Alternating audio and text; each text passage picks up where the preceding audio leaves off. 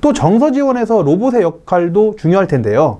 이미 방문요양센터에서 인공지능을 도입한 사례가 일부 있기는 하지만 실제 사람과 이야기하는 것처럼 상호작용하는 실제 로봇들이 상용화 된다면 주간보호센터의 직원들도 인력을 줄일 수 있고 실제 어르신들의 서비스 만족도도 굉장히 올라갈 겁니다. 안녕하세요. 국회 천천박사입니다.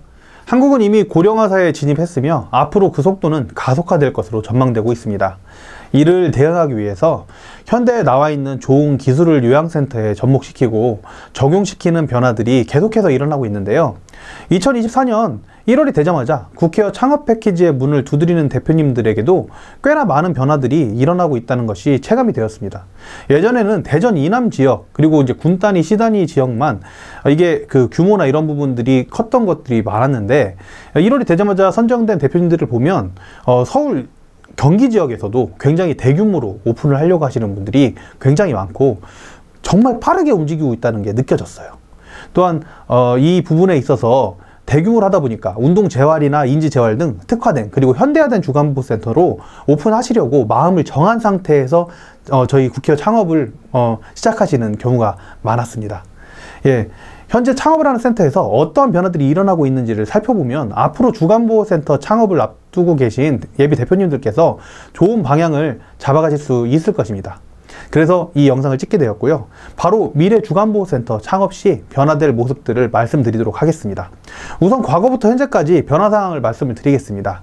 예, 노인 대신에 자녀를 둔 부모님의 고민을 가지고 말씀을 드릴게요. 자녀를 둔 맞벌이 부모님의 고민은 한 가지입니다. 어린이집이나 유치원 시간에 아이를 돌봐줄 방과 후 학교나 돌봄 학교 시스템이 간절할 것입니다. 그 외에도 이왕이면 재밌고 즐겁고 도움이 되면 좋겠죠. 이미 자녀에 대한 분야는 영어 유치원, 특화 어린이집 등 정말 많은 분야가 부모님의 요청에 따라서 요구에 따라서 계속해서 변해왔는데요. 일정 시간 어르신들을 돌봐주고 케어해주는 요양인 주간보호센터는 사실 2008년 장기요양보험이 시작되고 나서 약 7년, 8년 동안에는 크게 변한 게 없었습니다. 그 이유 중에 가장 큰 부분은 뭐냐면 더 많은 서비스를 제공하더라도 더 좋은 서비스를 제공하더라도 많은 투자가 필요하더라도 같은 시간에 같은 비용을 지역에 상관없이 제공하기 때문에 대표님들께서 굳이 더 많은 투자를 하지 않았기 때문인데요. 그렇다 보니까 그냥 장판만 깔아놓고 최소 기준만 지켜서 어르신들을 말 그대로 보호만 하는 주간보호센터가 주를 이루었습니다. 그게 한 7년 정도 지나갔습니다. 그렇다 보니까 주간보호센터를 선호하는 어르신들이 상당히 적었고 그만큼 적은 정원수가 주를 이루었었죠. 그런데 최근에 주간보호센터를 살펴보면 운동재활, 정서지원, 인지재활 등 단순한 돌봄, 단순 보호 차원의 이런 주간보호센터를 넘어서 여러 가지 다양한 활동 프로그램들을 계속 개발하고 만들어지고 있는 것을 미루어 보아서 다양하고 복합적인 커뮤니티 공간으로 변화하고 있다는 것을 알 수 있습니다. 실제로 이 부분이 약 2세대의 주간보호센터인 것이죠. 그럼 본격적으로 미래 주간보호센터는 어떤 방향으로 진화할까요? 보호, 인지재활, 신체재활, 거기다 플러스해서 어떤 게 있을까요? 이미 좋은 프로그램들을 활용하고 있는 주간보호센터들이 있고 사실은 최신 기술 중에 이미 적용하고 있는 센서들도 있으실 것입니다. 그러나 현재 시점에서 보았을 때 센터에 적용할 만한 기술 중에 최신 기술 몇 가지를 한번 살펴보도록 하겠습니다. 첫 번째는 사물인터넷입니다. 사물인터넷과 접합한 반응형 환경관리 시스템 한번 예상해 보겠는데요. 이미 가정에는 도입돼서 사용하고 계신 분들이 계시고 일상화되면 굉장히 편리한 기술인데요. 우리 센터는 점심시간에 어르신들이 대부분 주무신다 그러면 조명의 조도가 낮아지고 점심시간이 지나면 커튼이 열리는 등 이런 시스템들입니다. 다 자동으로 되는 거죠. 프로그램이 시작이 되면 해당 프로그램에 대한 주제곡이 나오고요. 프로그램이 종료되면 정리를 어떻게 하라고 하는 상기, 리마인드가 흘러나올 수도 있습니다. 또 다른 기술 중에 하나는 가상현실인데요. VR 기반입니다. 가상현실 기기가 일반화되면 어르신들이 과거 회상을 한다든지 다른 환경을 직접 어딜 가지 않고도 경험할 수 있습니다. 가상현실을 통해서 프로그램을 진행할 수 있는 것이죠. 이와 관련된 치매 예방 프로그램들이 도입돼서 더 정교하고 세밀한 관리와 더 많은 욕구를 포함한 돌봄과 케어가 가능할 수 있죠. 또 정서 지원에서 로봇의 역할도 중요할 텐데요. 이미 방문요양센터에서 인공지능을 도입한 사례가 일부 있기는 하지만 실제 사람과 이야기하는 것처럼 상호작용하는 실제 로봇들이 상용화 된다면 주간보호센터의 직원들도 인력을 줄일 수 있고 실제 어르신들의 서비스 만족도도 굉장히 올라갈 겁니다. 그래서 이런 한 3가지 정도를 제가 한번 예를 좀 들어보면 될 것 같은데요. 앞에서 말씀드린 대로 주간보호센터는 과거 어르신들의 돌봄만을 위한 것이었습니다. 그러나 예전보다는 개성이 뛰어났던 세대가 점차 고령화 세대로 진입하게 되고 앞으로 더 많은 장기요양기관들이 생기게 되면서 경쟁이 일어났습니다. 그래서 인지재활, 스마트 재활 중심의 주간보호센터, 대규모 주간보호센터가 점점 자리를 잡아가고 있습니다. 또 미래에는 앞에서 잠시 설명드렸던 것처럼 더욱더 고도화된 요양센터, 커뮤니티가 자리를 잡아갈 것입니다. 보호자와 어르신분들은 더 나은 장기요양기관을 선택하고자 할 것이기 때문인데요.